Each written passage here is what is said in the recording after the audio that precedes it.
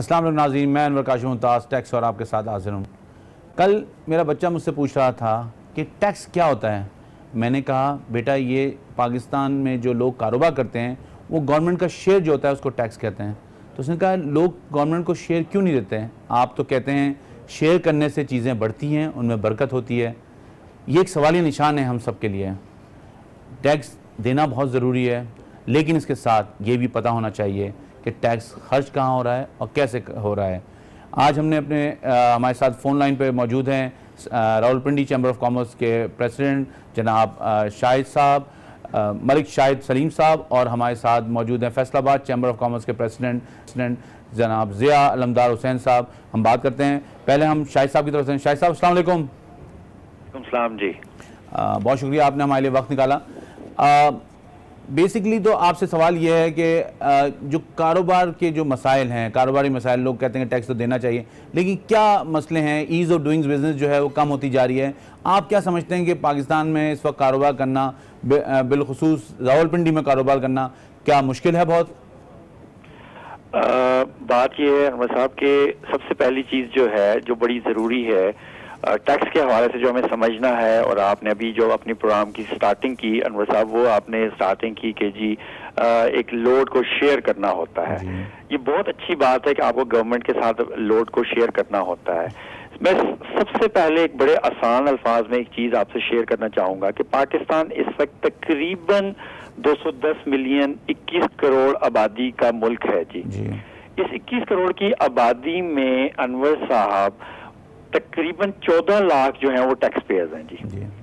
अब tax filer हैं sir, tax filer हैं जी। अब टैक्स फाइलर में आप देख लें कि उसमें से आप 8 लाख तकरीबन फाइलर निकाल दें क्योंकि सैलरीड क्लास है जनाब। वो तो मजबूर है कि जब उसकी सैलरी आती है तो उसमें से खुद ही उसको टैक्स रिटर्न साल के आखिर में फाइल करनी है जनाब। पीछे आपके पास रह गए जी 5 से 6 लाख लोग, और बदकिस्मती से उस 5 या 6 लाख लोगों में 75,000, 1 लाख भी नहीं, सिर्फ 75,000 जो है वो फाइलर हैं और टैक्स पेयर हैं। सही। अब 21 करोड़ का वजन किसने उठाया हुआ है? सिर्फ 75,000 लोगों ने। तो सबसे पहली चीज तो जो हमें अपनी कौमी जिम्मेदारी पूरी करनी है वो बड़ी जरूरी है कि हमें टैक्स नेटवर्क को बढ़ाना है। अब टैक्स नेटवर्क कैसे बढ़ेगा? अब जैसे कि मिसाल के तौर पे आप शाहिद साहब, लेकिन देखिए जब भी हम बात करते हैं, बिल्कुल सही बात है आपकी, आपने बड़ा अच्छा इसको एनालाइज किया, लेकिन जब भी हम बात करते हैं लोग आज भी लोग 70 साल बाद भी कहते हैं लोगों को अवेयरनेस नहीं है, लोगों को एजुकेशन चाहिए। लेकिन जब मैं अगर पूरे पाकिस्तान में जितनी ट्रेड बॉडीज हैं, जितनी एसोसिएशंस हैं, जितनी चैम्बर ऑफ कॉमर्स हैं, अगर उनको टोटल करें तो वहां पे उनके मेंबर्स जो है ना इस 75,000 से मेरे ख्याल में 10 गुना ज्यादा लोग हैं, लेकिन ये लोग कारोबार वाले आगे नहीं आ रहे और टैक्स नहीं दे रहे। इसकी वजह क्या है? मैं अर्ज करता हूँ जी, आपने ना अपने बच्चे की एग्जांपल दी थी, मैं उससे बच्चे की एग्जांपल अब आपसे रिपीट करता हूँ। बात यह कि जब एक बच्चा क्लास में फर्स्ट आएगा, अगर तो आप उसको इनाम दे के नवाजेंगे तो बाकी बच्चों में एक इंकरेजमेंट पैदा होगी कि हमें भी क्लास में फर्स्ट आना है। सही। लेकिन जब एक बच्चा क्लास में फर्स्ट से सेकंड आएगा और आप उसको एक्नॉलेज नहीं करेंगे तो बाकी बच्चों को क्या होगा कि ये फर्स्ट आने के बाद भी हमारी तरह ही है, तो फिर क्या फायदा? तो इंसेंटिव देना चाहिए, आप ये कहना चाह रहे हैं? अब बात ये है कि सबसे पहली चीज जो हम रावलपिंडी चैम्बर ऑफ कॉमर्स के प्लेटफॉर्म से कहते हैं कि अब वो वक्त आ गया है टैक्स पेयर को इज्जत दो। ठीक है। अब टैक्स पेयर को इज्जत दोगे तो जो लोग फाइलर नहीं हैं, जो टैक्स नहीं देते, उनको में एक शौक पैदा होगा कि जी देखें जी ये तो टैक्स पेयर है। अब एक जमाने में पाकिस्तान में एक अनवर साहब एक वक्त आया था, एक कल्चर आया था, हम उसको पिजेरो कल्चर बोलते थे। आपके बच्चे, आपकी बीवी, आपके घर वाले कहते थे कि यार साथ वाले पड़ोस वालों के घर पिजेरो, हमारे घर पिजेरो क्यों नहीं है? तो मैं ये कहता हूं कि आप इंसेंटिव्स दें। आप इंसेंटिव्स देंगे, आप एक्नॉलेज करें चीजों को, आप उसको एक्नॉलेज करेंगे। आप 50 रुपए 100 रुपए दे के नोटरी पब्लिक से जाके एक स्टैंप पेपर तो साइन करवा देते हैं, स्टैंप लगा देते हैं बगैर पढ़े। तो जो साल में 1 लाख रुपए टैक्स देता हो आप उसको इज्जत देना। वो आपकी बात आ गई, मतलब आप ये कह रहे हैं कि जनरली गवर्नमेंट को जो टैक्स पेयर है उसको इज्जत देनी चाहिए। मैं ज़िया साहब से भी बात करता हूँ, फिर आपकी तरफ वापस आता हूँ। ज़िया साहब, आपको बहुत शुक्रिया, आपने हमारे लिए वक्त निकाला। फैसलाबाद में क्या पोजीशन है? कारोबारी हजरात क्या देखते हैं, किस तरह ये मामला जो हैं, क्या वहाँ पे कारोबार करना आसान है या मसाइल ज़्यादा हैं? बिस्मिल्लाहिर्रहमानिर्रहीम। अनवर साहब बहुत बहुत शुक्रिया आपका। हेलो जी, आप मुझे आवाज़ आ रही है आपकी जनाब? अच्छा जी। सबसे पहले तो मैं सर आपका मशकूर हूँ कि आपने हमें मौका दिया अपनी बात करने का। आपका शुक्रिया बहुत। हाल ये है जी, फैसलाबाद जो है ना, ये आपको पता है कि सबसे बड़ा, कराची के बाद सबसे बड़ा कारोबारी शहर है। बजा, बिल्कुल सही बात है। पाकिस्तान की तकरीबन 50% जो 45% जो हम प्रोडक्शन करते हैं एक्सपोर्ट के लिए जी, वो डायरेक्टली और इनडायरेक्टली फैसलाबाद से बनती है। सही। वो यान की सूरत में हो, वो कपड़े की सूरत में हो, वो गारमेंट इंडस्ट्री की सूरत में हो, या वो सॉक्स की सूरत में हो, वो सारे का सारा फैसलाबाद से उसका सोर्स है। सही है। तो आपको पता है कि पूरे पाकिस्तान में भी टेक्सटाइल का जो रोल है वो बड़ा मेजर रोल है पाकिस्तान की इकोनॉमी में। हमारे पिछले 5 साल हमारे साथ बड़ी ज्यादती ये हुई कि हमारी यहाँ पे इन्होंने एनर्जी में हमें इन्होंने बिल्कुल नॉन कॉम्पिटिटिव कर दिया। आपको सर मालूम होगा, आप इस वक्त कराची में बैठे हैं, कि कराची में जो गैस का रेट था बल्कि बाकी तीनों सूबों में वो 463 था। हमारे इस शहर में हमने 1602 रुपए के हिसाब से बिल दिए। नहीं, हमें पता है सर कि वहाँ पे बड़ी टेक्सटाइल यूनिट जो है बंद हुए इसी वजह से कि वो सर्वाइव नहीं कर पा रहे थे इस महंगाई की वजह से। सूरत हाल ये थी कि वो बड़ा एक मशहूर फिक्रा हुआ था कि लूम सस्ती है, टमाटर महंगा है, तो 40 रुपए किलो यहाँ लूमें बिक गई। सही है। ये सारे का सारा गवर्नमेंट जो थी उसकी एक्सपोर्ट के ऊपर तवज्जो ही नहीं थी। तो उसका सर नतीजा आ रहा है ना नजर, वो तो देखें एक्सपोर्ट नीचे जा रही है आपकी। अब एक्सपोर्ट अब ये है कि इन्होंने अब नई गवर्नमेंट ने थोड़ा सा एक पॉजिटिव रोल अदा किया है, लेकिन बदकिस्मती से आज एक ऐसा रो आना था कि हमारी गैस की कीमत कम होनी थी, वो भी नहीं आ सका। चले। तो हमें तो बड़ा इस वक्त मैं अफसोस के साथ आपको हम ये बात कह रहा हूं कि गैस के जो हमारे असद उमर साहब ने और प्राइम मिनिस्टर साहब ने और जो असेंबली में पास हुआ था कि हम गैस की कीमत जो है वो $6.5 पर MMBTU करेंगे। चले, हम उम्मीद करते हैं कि वो सर्कुलर आ जाए और आप लोगों के लिए कुछ नहीं आया, लेकिन हमारे जो कराची के भाई थे वो 433 से 633 में आ गए हैं। अच्छा। तो ये देखे ना किस तरह हुकूमत सोच रही है कि जो रेट बढ़ना था उसमें तो कोई मसला नहीं हुआ। तो आप लोग डायलॉग नहीं करते उनके साथ, कोई एंगेजमेंट नहीं होती, कोई बातचीत? सर हमारी हर रोज डायलॉग हुए हैं यहाँ पे। आपको याद होगा 4 तारीख को असद उमर साहब फैसलाबाद चैम्बर ऑफ कॉमर्स में आके उन्होंने ये अनाउंस किया था। अच्छा। कि हम इंशाल्लाह $6.5 पर MMBTU गैस करेंगे। ठीक है। और $7.5 बिजली का रेट करेंगे। तो जो रेट बढ़ना था वो कराची और बाकी तीनों सूबों का, वो तो सबको आज नोटिफिकेशन हो गया, उसके बिल आ गए। तो हमारा आज जो बिल आया क्योंकि कम होना था इसलिए नहीं आया जो हमारा कम होना था वो कम होने की बजाय पिछले महीने 1602 रुपए था, आज जो बिल आया है आई कैन अंडरस्टैंड 1663 रुपए आया। चले, ये तो एक मेजर आपका मसला है, लेकिन आप ये बताएं कि जो जिस हिसाब से आपके यहाँ बिजनेस एक्टिविटी है, आपके यहाँ टैक्स उस हिसाब से नहीं आपके पास से आता है, ये क्या वजह है इसकी? थोड़ा सा आपको बता दूं, मैं बेसिकली जिस सेक्टर को बिलोंग करता हूँ, मेरी अपनी 1.5 बिलियन की एक्सपोर्ट है माशाल्लाह। तो मैं आपको ये बता देता हूँ कि एक्सपोर्ट का तो टैक्स कट के हमें पैसे मिलते हैं। जी हाँ, बिल्कुल, उसमें कोई दो राय नहीं है। हमें देखा ना, मैंने तो हमेशा जो बात की है, या हमारी असद उमर साहब से या प्राइम मिनिस्टर साहब से, ये गवर्नमेंट बनने से पहले 4 मीटिंग हुई और हमने उनको टेक्सटाइल पॉलिसी बना के दी। हमें इस बात पे फख्र है और उस पे उन्होंने अमल दरामद करना भी शुरू किया, ये भी इंशाल्लाह हो जाएगा। ठीक है। तो इंशाल्लाह हमारी एक्सपोर्ट भी बढ़ेगी। लेकिन आपके फैसलाबाद में सिर्फ एक्सपोर्ट तो नहीं है ना, एक्सपोर्ट के अलावा भी देखें, एक एक्सपोर्ट होने के लिए पूरी सप्लाई चेन होती है। जो एलिमेंट ऑफ टैक्स है जो एक्सचेकर में आना चाहिए वो इतना सिग्निफिकेंट नहीं है। मेरा मतलब, मैं देते होंगे लोग टैक्स, लेकिन इतना सिग्निफिकेंट नहीं है। शायद साहब ने कहा ना, ये हमने बहुत बार डार साहब से भी हमने रिक्वेस्ट की थी कि खुदा के लिए वो लोग जो टैक्स दे रहे हैं उनको 5 साल के लिए ऑडिट फ्री करें। जिया साहब, मेरे साथ फोन लाइन पे कोई हमारे मेहमान है, उनसे बात करता हूँ। पहले आपसे बात करता हूँ। जी, आप अपना नाम बताएं, कहाँ से बात कर रहे हैं? सैयद इफ्तिखार हुसैन शाह बगड़ा नाम है जी मेरा। हरीपुर बगड़ा मेरा इलाका है, हरीपुर। जी, आप बताइए। जी, आप क्या बात करना चाह रहे हैं, अपना व्यू बताइए आप। व्यू पॉइंट मेरा ये है कि यहाँ पे टैक्स पे डिबेट हो रही है ना, टैक्स देना या ना देना जो लोग है ना, अब टैक्स देना फ्रीज है या नंबर ऑफ गेम्स है। उसमें मैं ये बताना चाहता हूँ कि जनाब पाकिस्तान के झुग्गियों में रहने वाले लोग सालाना कितना टैक्स देते हैं। सही है। और जो पक्के घरों के मालिक हैं या जो जाओ जलाल के मालिक हैं, जो कारोबार के मालिक हैं, उनको छोड़ दें। हमारा टैक्स लेने का तरीकाकार गलत है जी। तो क्या होना चाहिए, अगर आप एक पॉइंट पे बता दें क्या होना चाहिए तरीकाकार? जनाब ये तरीकाकार होना चाहिए कि पूरे पाकिस्तान में देख लें, अगर मैं माचिस खरीदता हूँ उस पर भी मैं टैक्स पेड करता हूँ, मैं डालडे का पैकेट खरीदता हूँ उस पर भी टैक्स देता हूँ। ठीक है, आपकी बात आ गई। तरीकाकार क्या होना चाहिए, आपकी बात आ गई। तरीकाकार ये होना चाहिए यूनियन काउंसिल वाइज जिस तरह के टैक्स कलेक्शन करते हैं कि उनके काफज हैं जी, डिस्ट्रिक्ट में खुला है, जो लोग टैक्स नहीं देते या जिन पे टैक्स ड्यू है उनके साथ बार्गेनिंग कर ली जाती है। आपकी बात आ गई। आप ये कह रहे हैं कि यूनियन काउंसिल वाइज जो है ना टैक्स कलेक्शन का ऑफिस बनाना चाहिए।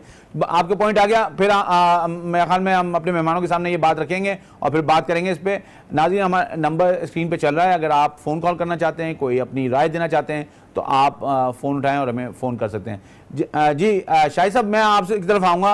अभी जब ज़िया साहब से बात कर रहे थे, वो कह रहे थे कि जी फैसलाबाद वालों के साथ बड़ी ज़्यादती हुई, उनके रेट जो पावर के वो इलेक्ट्रिसिटी के वो भी कम नहीं हुए और उसके बावजूद भी वो एक्सपोर्ट कर रहे हैं। तो आपके ख्याल में, मैं जो देखता हूँ इकोनॉमिक एक्टिविटी तो नज़र आती है लेकिन एक्सचेकर में टैक्स नहीं गिरता, ये क्या वजह है इसकी?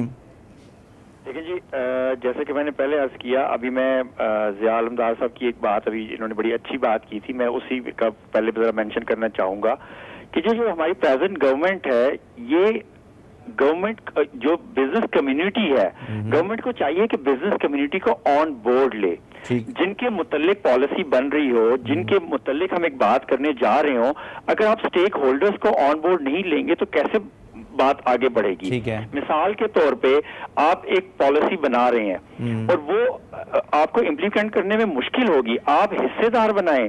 आप देखें, इस प्रेजेंट गवर्नमेंट को एक बड़ी स्ट्रांग अपोजिशन का सामना है। सही। इस वक्त इनके साथ कौन खड़ा होगा? Business community. हर दौर में बिजनेस कम्युनिटी ही गवर्नमेंट के साथ खड़ी होती है, सपोर्ट करती है और गवर्नमेंट को मुश्किल हालात से निकालती है, और क्योंकि वो अपनी जिम्मेदारी, कौमी जिम्मेदारी समझती है मुल्क को चलाना और मुल्क को आगे लेके जाना। तो पहली चीज ये है, हम ये गवर्नमेंट को कहते हैं कि आपने बिजनेस एडवाइजरी काउंसिल बनाई, लेकिन आपने इंडिविजुअल्स को उसमें लिया बिजनेस एडवाइजरी काउंसिल में। आपको चाहिए कि ट्रेड बॉडीज को, चेंबर्स को लें। एक इंडिविजुअल जो होगा वो अपनी, जो उसका प्रोफेशन होगा, जो उसकी इंडस्ट्री होगी, उसकी तो बात करेगा, लेकिन वो कलेक्टिव मसाइल नहीं जानता। हम ये कहते हैं कि जैसे Rawalpindi chamber of commerce policy making में थिंक टैंक्स है माशाल्लाह, तो आप ऑन बोर्ड लें हम में से। ठीक है, हम आपको, आप ये कह रहे हैं ट्रेड बॉडीज और चैंबर्स को ऑन बोर्ड लें बिजनेस एडवाइजरी काउंसिल में, तो उनका इनपुट आएगा और आम आदमी का जो आम बिजनेसमैन, उसके मसाइल आप तक पहुंचेंगे। मुझे एक फोन कॉलर ने ज्वाइन किया, मैं उनसे बात करता हूं, फिर आपकी तरफ वापस आता हूं। जी, आप कहां से बात कर रहे हैं? से बात कर रहा हूं, मोहम्मद अफजल जनाब। आपका नाम? मोहम्मद अफजल जी। अफजल साहब, सर मैं ये कहना चाह रहा हूँ कि जो हमारा बिल आता है पीटीवी, उसमें 30 रुपया टैक्स आता है पीटीवी का जी। इसी तरह घरों में भी टैक्स आना चाहिए, दुकानों में भी टैक्स आना चाहिए बिल के ऊपर। ठीक है, आप ये कह रहे हैं बिलों पे टैक्स आ जाने चाहिए, सबके बिलों पे टैक्स आना चाहिए। इनकम टैक्स का फायदा होगा, उसमें उसकी बेहतरी आएगी, कोई चोर भागेगा नहीं किसी जगह से। ठीक है, ठीक है, आपकी बात पकड़ेंगे उसको, बिल वाले पकड़ेंगे। ठीक है, ठीक है, और ये सर बहुत जी बताइए। ठीक है, चलें, आपके इनका पॉइंट ये कह रहे हैं कि बिलों के जरिए जो है वो टैक्स को लागू करना चाहिए, तो उससे जो है लोगों को डॉक्यूमेंटेशन ज्यादा होगी। हम बात करते हैं। जी शाहिद साहब, आप बात कर रहे थे। जैसे कि वो एक आपको दो कॉलर्स ने बात की, अब इसमें ना देखिए मेन मसला ये है कि direct taxation and indirect taxation. Indirectly इतने ज्यादा हमने टैक्सेस फैलाए हुए हैं, हर बंदा दे रहा है, चाहे वो मोबाइल का कार्ड है, चाहे वो आप ट्रेवल कर रहे हैं, कोई चीज खरीद रहे हैं, पानी की बोतल खरीद, हर तरह के इनडायरेक्ट टैक्सेस है। बेहतर ये है कि टैक्स के सिस्टम आसान हो, हर कोई जो देखिए लोग टैक्स देना चाहते हैं, लेकिन इनडायरेक्ट टैक्स का मसला ये है कि जब डायरेक्ट टैक्स नहीं आता है शाहिद साहब, तो इनडायरेक्ट टैक्स लगता है और इनडायरेक्ट टैक्स से महंगाई बढ़ती है। बात ये है अनवर साहब कि डायरेक्ट टैक्स के सिस्टम को आसान करें, हरासमेंट खत्म करें। लोग अभी भी यकीन जाने ये समझते हैं कि टैक्स का डिपार्टमेंट पता नहीं कोई पुलिस का डिपार्टमेंट है, कोई जेल है। अच्छा, फिर दूसरी बात ये, कुछ ऐसी मिसालें सामने आ जाती हैं मार्केट में, ऐसी इंडस्ट्री में, ट्रेड में ऐसी मिसालें, एग्जाम्पल सामने आ जाती हैं। आपका कहने का मतलब फैसिलिटेशन दें, उनको सपोर्ट करें, फ्रेंडली माहौल ठीक है। मैं आपकी तरफ वापस आता हूँ जिया साहब से। जिया साहब, आपने देखा हमारे 2 फोन कॉलर्स थे, उन्होंने एक ने कहा कि जी जिला लेवल पे, डिस्ट्रिक्ट लेवल पे जो है टैक्स कलेक्शन के ऑफिस बना देने चाहिए। एक साहब ने प्रपोजल दिया कि जी हमें बिल के जरिए टैक्स कलेक्ट करें। आपका क्या, ये डॉक्यूमेंटेशन कैसे होगी? बेसिकली हमारा मसला डॉक्यूमेंटेशन भी तो है। सर देखें, हमने तो ये पहले भी प्रपोजल दी थी कि ID card should be the income tax number. ठीक है, वो तो हो गया अब। ठीक है, अब आईडी कार्ड जब इनकम टैक्स नंबर होगा जी, दूसरा आपको सबसे पहले ये जो कैश ट्रांजैक्शन है ना, इसको कम करना पड़ेगा। ये कैसे करेंगे कम? आपके ध्यान में क्या आइडिया है? इसका एक ही हल है कि हमने ये जो कर दी है ना कि इनके ऊपर आप ड्यूटी लगा दें और इनको 4% ले लें, 6% ले लें कैश के ऊपर। ये जो हम शॉर्ट टर्म मेजर्स देते हैं ना, ये सही नहीं है। आप इनको बैन करें कि कोई भी 10-20 हजार या 50 हजार या जो एक छोटी ट्रांजैक्शन के अलावा आपको सिर्फ क्रॉस चेक के साथ बिजनेस करना है। अच्छा, आप ये कह रहे हैं कि जो फाइलर और नॉन फाइलर का जो इस वक्त डिस्क्रिमिनेशन है या जो फर्क है, उसको डिफरेंस को उसको खत्म करना चाहिए और उनको एक थ्रेशोल्ड देना चाहिए, उससे ऊपर जो सारी पेमेंट है वो क्रॉस चेक से हो। अब देखो ना, क्रॉस चेक से पेमेंट होगी। अब आपने फाइलर नॉन फाइलर करके तो उसमें क्या किया है कि लोगों को तो एक आपने रास्ता दे दिया है। हमारे बदकिस्मती ये है कि हमारा हर जो लॉ है ना, उसका हम रास्ता पहले देते हैं, अच्छा, बाद में लॉ बनाते हैं। ठीक है, तो ये देखे ना, आप फाइलर नॉन फाइलर को छोड़ें, आप एक लिमिट करें कि एक बंदा। भाई, आपको याद है जिस वक्त ये टैक्स लगा था 0.6%, तो पूरे पाकिस्तान के ट्रेडर्स ने स्ट्राइक कर दी थी, तो बिजनेसमैन भी तो बर्दाश्त नहीं कर पाते कोई टैक्स। नहीं, बिजनेसमैन तो देखें, इस मुल्क में अगर जो टैक्स लोग दे रहे हैं, जिस तरह के मलिक साहब ने, वो एक कॉलर कह रहे थे कि मैं जिस घर में सोता हूँ उसका टैक्स देता हूँ, मैं सुबह उठ के जो नाश्ता करता हूँ उसका टैक्स देता हूँ, जिस गाड़ी में बैठता हूँ उसका टैक्स देता हूँ, जो पेट्रोल उस पे डलता है उसका टैक्स देता हूँ, जो मोबाइल पे मैं बात करता हूँ उसका टैक्स देता हूँ।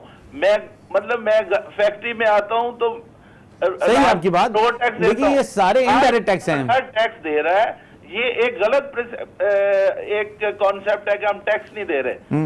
हर बंदा टैक्स दे रहा है, लेकिन उसको आपने उस वक्त तक बड़े लोगों को नहीं पकड़ सकते जब तक आपने अपनी, देखिए आपका एफपीआर का जो एक अमला है। मैं आपसे बात करता हूं, आप ये कह रहे हैं कि जब तक बड़ी मछलियों को नहीं पकड़ा जाएगा, जब तक ये निजाम बेहतर नहीं होगा। मैं आपकी तरफ वापस आता हूं, मैं एक कॉलर ने ज्वाइन किया है। जी, आपका नाम क्या है और कहां से आप बात कर रहे हैं? मोहम्मद यामीन चौहान का। कहां से बात कर रहे हैं? मोहम्मद यामीन का। जी, ये यामीन साहब बताइए, आप क्या कहना चाह रहे हैं? मैं ये कहना चाह रहा हूँ कि जो कराची से बाहर, पाकिस्तान से बाहर जाता है। हेलो जी जी, बोले बोले, आपकी आवाज आ रही है, प्लीज।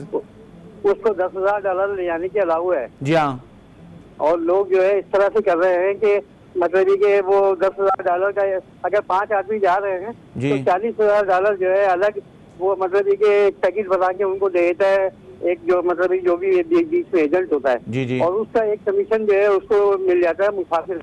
ठीक है, तो कितने डॉलर जो है कराची से बाहर जा रहे हैं, पाकिस्तान से बाहर जा रहे हैं, ठीक है, इसको रुकवाया जाए। दूसरा ये है कि अगर किसी का फॉरेन करेंसी अकाउंट है तो भी कैश का लेन देन जो है वो पाकिस्तानी करेंसी में हो। ठीक है, वो डॉलर में ड्रॉ नहीं कर सके, आप ये कह रहे हैं? हेलो, आप ये कह रहे हैं डॉलर में ड्रॉ नहीं कर सके, वो डॉलर ड्रॉ ना करे। ठीक है, देखोगे उसे पाकिस्तान में। आपका पॉइंट ऑफ व्यू आ गया। हम अपने मेहमानों से बात करेंगे इस पे। नाज़रीन, हमें ब्रेक से वापस आते हैं और अपने मेहमानों से बात करते हैं कि वो क्या है, वो उनके मसाइल जो हैं वो जो बता रहे हैं कि टैक्स देना चाहते हों लेकिन चीज़ें कुछ ऐसी हैं जिसकी वजह से टैक्स नहीं दिया जाता, उन पर बात करेंगे। वापस आते हैं ब्रेक के बाद।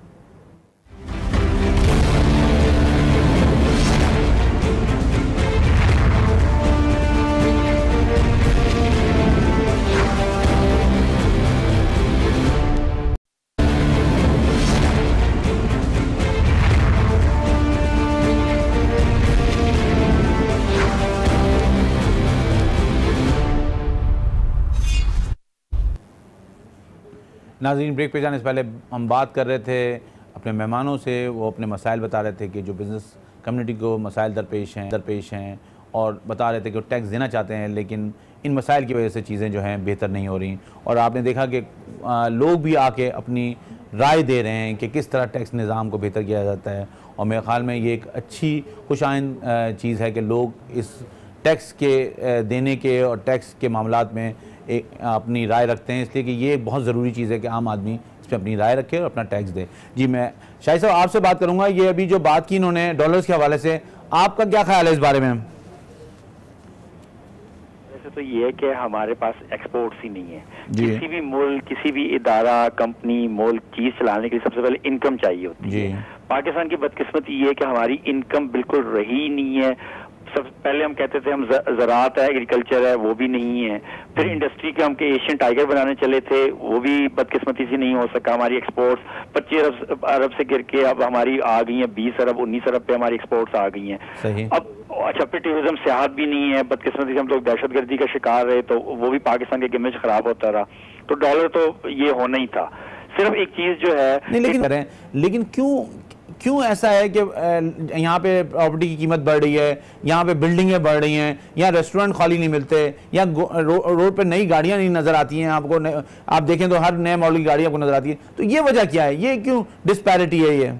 यही तो वजह है, यही तो सारी वजह है कि जब आपके पास करने को कुछ नहीं होगा, जब आपके पास इन्वेस्टमेंट करने के लिए और जराए नहीं होंगे।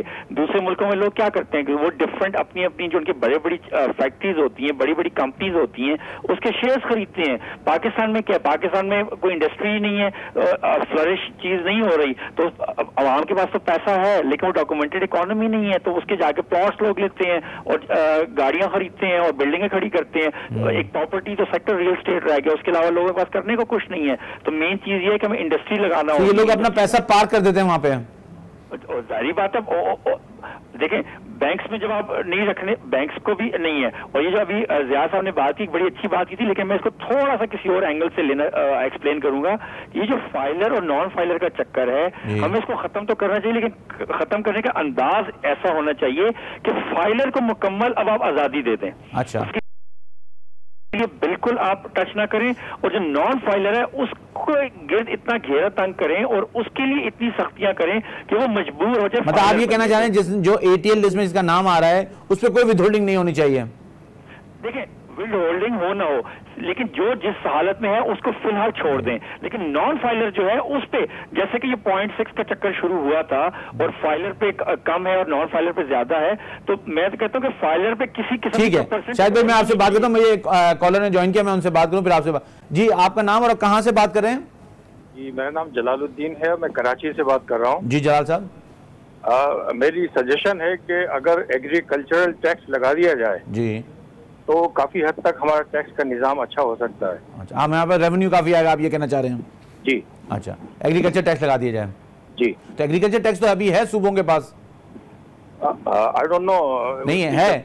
मतलब आई नो दैट कि वहाँ पे एग्रीकल्चर टैक्स है, उस पर लॉ अब प्रॉपर्ली लोग टैक्स देते ही नहीं देते, लेकिन एग्रीकल्चर प्रोविंशियल लेवी है इस वक्त एग्रीकल्चर टैक्स। अगर है तो बहुत महदूद हद तक है, शायद बड़े पैमाने पे होना चाहिए। ये आपकी बात है कि उसको सही इम्प्लीमेंटेशन नहीं हो रही होगी, इन्फोर्समेंट नहीं होगी। तो आपका ख्याल है कि अगर उसको पूरी तरह इन्फोर्स किया जाए तो बेहतर होगा? जी, I think this is the biggest tax. Okay, ठीक है जी, आपका पॉइंट आ गया, बहुत शुक्रिया जी। ज़िया साहब, आपने देखा ये हमारे कॉलर अभी कह रहे थे कि एग्रीकल्चर टैक्स लगा चाहिए, लेकिन क्योंकि मैंने सवाल है, लेकिन वो लॉ है अपनी जगह। तो आपका क्या ख्याल है कि अगर इसको सही तरह इम्प्लीमेंट करें तो इससे फर्क पड़ेगा? मैं थोड़ा सा जो कॉलर ने कहा जी, एग्रीकल्चर टैक्स जो है ना जी, ऑलरेडी सूबों के पास पावर है और वो बड़े मैं खुद एग्रीकल्चर भी करता हूँ जी, तो मैं तो टैक्स सिर्फ ये है कि पूरी दुनिया में जो फूड है ना वो सब्सिडाइज होता है। ठीक है। पाकिस्तान में बदकिस्मती से सालदार साहब ने उसके ऊपर भी सेल टैक्स लगा दिया था, जिसकी वजह से हम दुनिया में नॉन कम्पिटिटिव हो गए थे। मुझे याद है कि मेरे पास ईरानी एम्बेसडर आए तो मैंने कहा जी आप पाकिस्तान से राइस क्यों नहीं खरीद रहे? तो उन्होंने कहा जी पाकिस्तान में राइस इस वक्त $900 टन है और इंडिया में $600 टन है।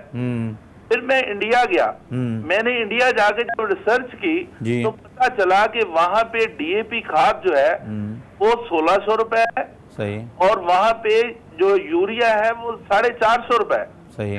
मैंने वो सारी स्टडी ला के डार साहब को 5 साल पहले दी, 4 साल, सही है। तो मैंने कहा जी हमारी एग्रीकल्चर एक्सपोर्ट इसलिए बैठ गई है कि हमारा इनपुट ही आपने बहुत महंगा कर दिया है, ठीक है। तो फिर इन्होंने वो डीएपी खाद 2600 रुपए पे लेके आए और यूरिया 1600 पे लेके आए। तो ये देखें हमारे मुल्क की बदकिस्मती ये है कि जब भी हम कोई कॉस्टिंग करते हैं, जब भी हम सोचते हैं, तो वहाँ एक खास किस्म की ब्यूरोक्रेसी या जिसको किचन कैबिनेट कहते हैं वो बैठ के फैसले करती है, उनको नहीं पता होता कि फील्ड में क्या हो रहा है। ठीक है, ये तो देखें शाहिद साहब ने भी कहा है कि जो बिजनेस एडवाइजरी काउंसिल है उसमें ट्रेड बॉडीज को लेके रिप्रेजेंटेशन आनी चाहिए, मेरे ख्याल में बात। लेकिन आपका ख्याल इसका मतलब ये है कि एग्रीकल्चर पे टैक्स लगेगा तो उससे कोई रेवेन्यू जनरेट नहीं हो पाएगा? नहीं, उससे होगा ये कि हमारी एक्सपोर्ट अभी थोड़ी सी शुरू हुई है, ईरान को राइस जाना शुरू हो गया है और उसके बाद हमारी वीट भी अब बाहर। मतलब आप तो सेल टैक्स की बात कर रहे हैं, सेल टैक्स खत्म होना चाहिए, लेकिन उस जो एग्रीकल्चरिस्ट कमा रहा है उस पर तो टैक्स होना चाहिए ना सर? वो इनकम टैक्स तो हर एक आदमी पे है। ठीक है, ठीक है, आप उसको individual as a agriculture tax ना लाएं। ठीक है। हर बंदा जिसकी 12 लाख रुपए से ज्यादा, ये तो देखे मैं बार बार आपको ये कहूं कि हमारी जो एफपीआर के पास जितने लोग हैं ना वो नाकाफी हैं। अच्छा। और उनकी कोशिश ये होती है कि वो सिर्फ उस टैक्स को कलेक्ट करें जो उन्होंने वापस देना होता है। सही है। अब आप समझ गए हैं ये मैं बात क्यों कर रहा हूँ? ठीक है। वो ऐसे टैक्स के ऊपर उनकी तवज्जो ज्यादा होती है जिसको वो बार बार जो है वो रिफंड करें और फिर उसमें कुछ ना कुछ उसमें इंटरेस्ट हो उनका। ठीक है।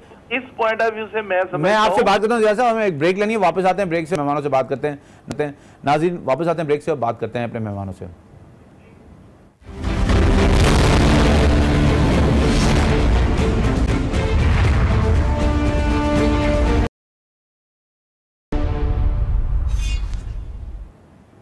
नाज़रीन ब्रेक पे जाने से पहले हम बात कर रहे थे अपने मेहमान ज़िया साहब से जो प्रेसिडेंट हैं फैसलाबाद चैम्बर के। हम बात करें शाहिद साहब। तो शाहिद साहब आपने बात सुनी ज़िया साहब की, आपका क्या ख्याल है?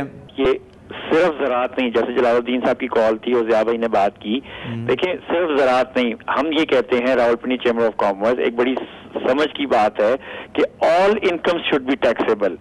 जो भी जरिए से, जिस भी जरिए से किसी को आमदन आ रही हो, all income should be taxable. ठीक है। और उसमें आप कैटेगरीज बना दें, जिस तरह आप ट्रेडर के लिए कैटेगरी बनाते हैं कि 4 लाख सालाना से नीचे की स्लैब में उस पर टैक्स नहीं लगता, तो अगर कोई छोटा किसान है तो आप उसकी स्लैब बना दें। ठीक है। दूसरी ये बात है कि आप कैटेगरीज बनाएं, कैटेगरीज इस तरीके से बना दें कि फॉर एग्जांपल अगर ज़राअत की कोई आइटम है, कोई एग्रीकल्चर प्रोडक्ट है, उसको एक्सपोर्ट करने जा रहा है, तो एक्सपोर्ट करने के बाद आप उसको रिबेट दें। जिस तरह हमारा पड़ोसी मुल्क चाइना में है कि जो एक्सपोर्टर है उसको वो रिबेट देते हैं एक्सपोर्ट के बाद, वो डॉक्यूमेंट शो करता है कि जी मैंने इतनी चीज के फलाने कंटेनर इतने महीने मैंने एक्सपोर्ट कर दिए हैं, उसको गवर्नमेंट शाबाश देती है कि वेरी गुड। तो हमारे यहाँ तो अनफॉर्चुनेटली स्कैम बन जाता है, बहुत बड़ा ही है। नहीं देखें, अब चीजों को हमें स्ट्रीमलाइन तो करना होगा ना, सॉर्ट आउट तो करना होगा। अगर हम ये बैठे रहेंगे कि फलानी चीज में ये मसला, फलानी चीज में ये मसला, तो फिर तो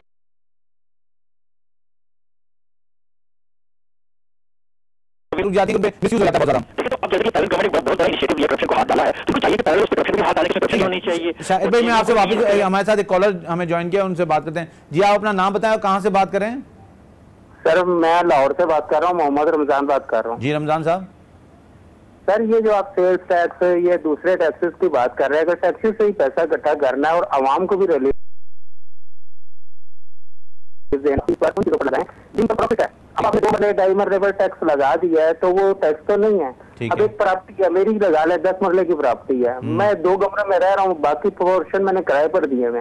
अगर आप उन आवाम से एक 15 दिन, साल के 365 दिन में, और अगर आप उनसे 15 दिन का किराया ले लें तो मेरा ख्याल है ना तो उन पर बोझ पड़ेगा, ना ही वो उस पर गवर्नमेंट का फायदा हो जाएगा। मार्केटों के किराए 50,000 रुपए हैं दुकान के।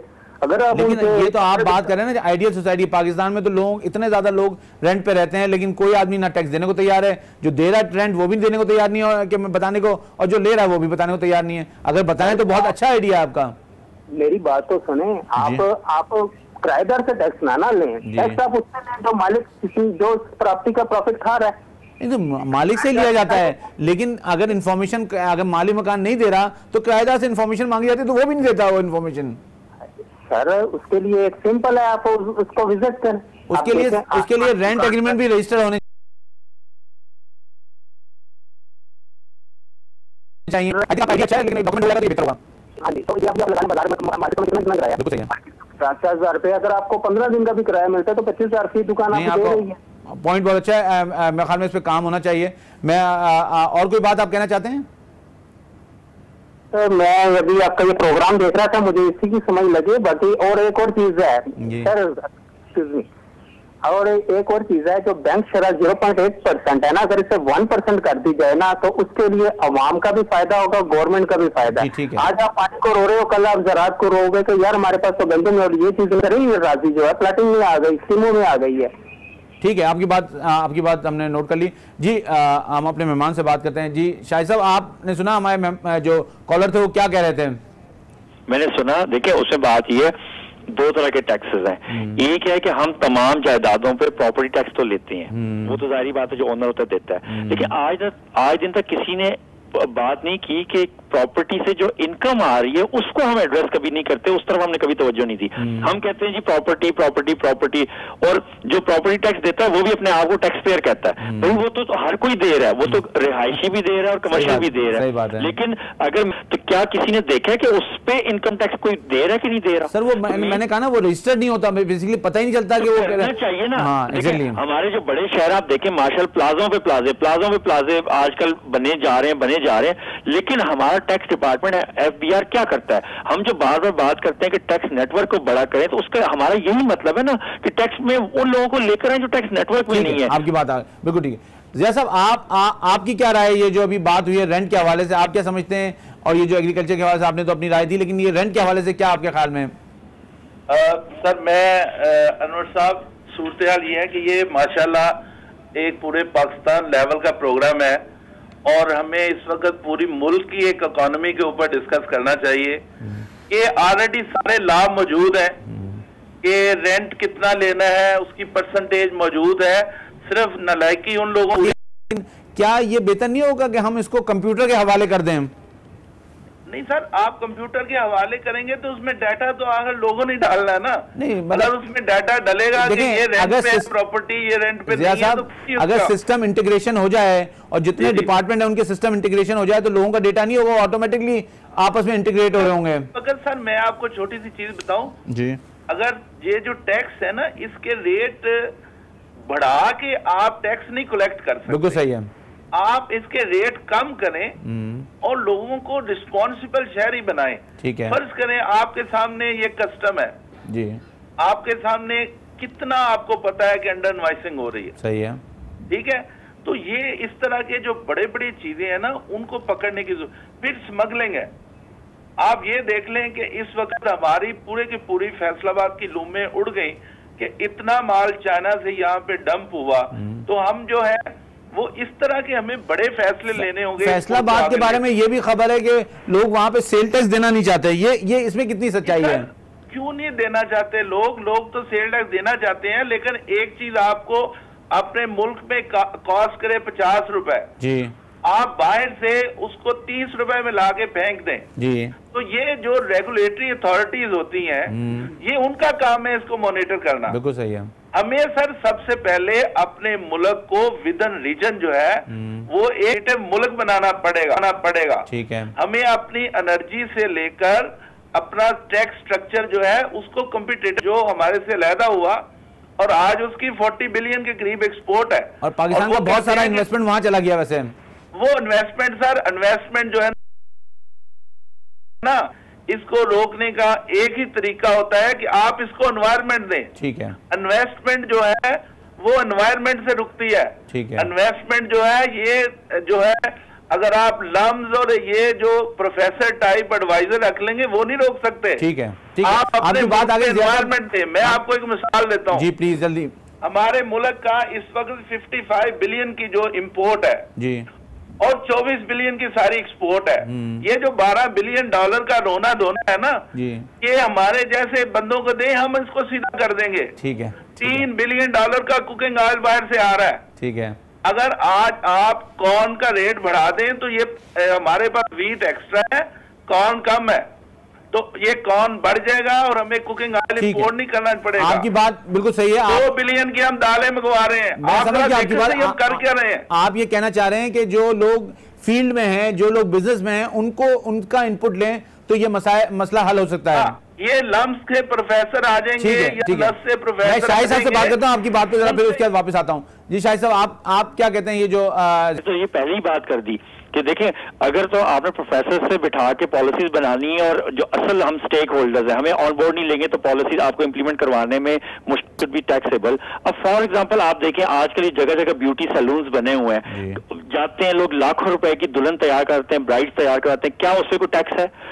बुटीक्स है, बहुत ऐसे हमारी इनकम्स हैं जो कि अनटैक्सेबल, अभी तक किसी ने उनको। आप ये कह रहे हैं कि जितनी सोर्स ऑफ इनकम सबको टैक्स होना चाहिए, all income should be taxable, हर आदमी को टैक्स नेट में लेके आना चाहिए। जी बिल्कुल, हर आदमी को टैक्स नेट, हर बंदे को अपना अब एक ये सोशल ये रिस्पॉन्सिबिलिटी है, अपना कौमी फरीजा है, उसमें चाहे वो छोटी कैटेगरी में बड़ी कैटेगरी में, लेकिन जहां कहीं कमर्शियल एक्टिविटी जिस लेवल पे है उस पर टैक्स लाजमी है। ठीक है, ठीक है। आगे जी जैसा, बस आप लास्ट कमेंट, हमें प्रोग्राम क्लोज करना है। आपके ख्याल में क्या करना चाहिए हुकूमत को? एक लाइन बस। सर, हुकूमत को यही करना चाहिए कि वो इसको बड़े स्केल में देखे। हमारी इस वक्त एक्सपोर्ट को बढ़ाने से टैक्स बढ़ना है, ठीक है, हमारे मुल्क में। ठीक है, इसको रोकने से या इसको बैन करने से नहीं होगा। ये बहुत अच्छा है कि ये जो इन्होंने यहाँ पे शुरू करने लगे हैं, और दूसरा ये है कि ये जो कंस्ट्रक्शन का बिजनेस शुरू करने लगे हैं, इससे भी एक बहुत बड़ी आपकी बात आ गई। हम फिर इंशाल्लाह आपको किसी और प्रोग्राम में जहमत देंगे।